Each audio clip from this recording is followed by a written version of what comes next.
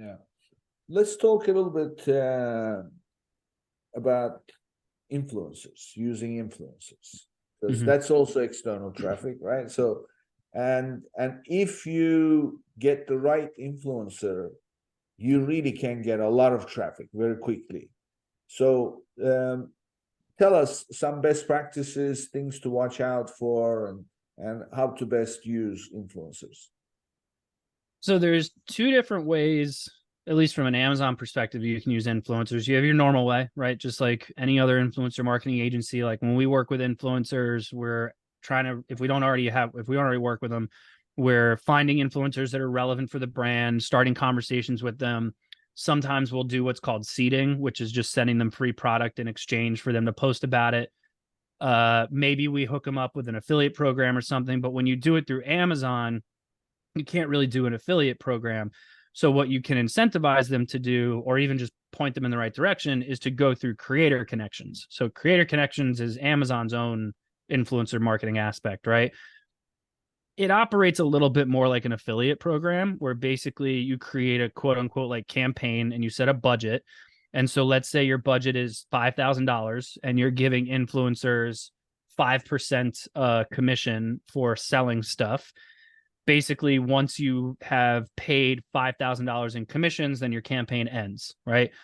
So like this time of year, we'll do stuff where we'll incentivize them with a higher commission, or maybe we'll focus on products that are a little bit more gift related, like something along those lines.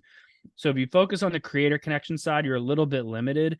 The influencers are going to want free products so that they have something to post about, but then they'll go and post it, and you can approve them, they can join the campaign, they'll post about it, and then people go to the influencer specific store that they build out on Amazon and they convert on there.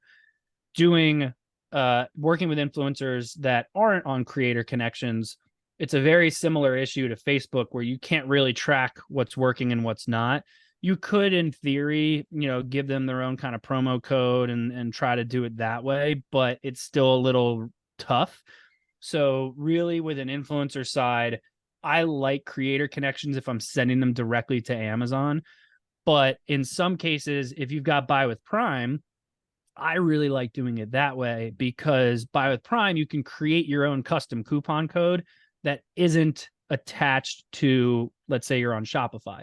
So I can go to an influencer that's not on Creator Connections and say, hey, here's a coupon code just for you and for your audience.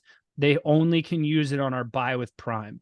In which case, if they've got a bunch of inventory sitting at FBA, they want to get rid of or something like that, I can incentivize them to spend it and get the inventory out. But to improve the listing in itself, either you want to use something like Creator Connections, or you want to try to put something together with an influencer you can just send straight to the Amazon listing. I'm not a big fan of paying influencers. I know if there's some listening right now, they probably don't like hearing that.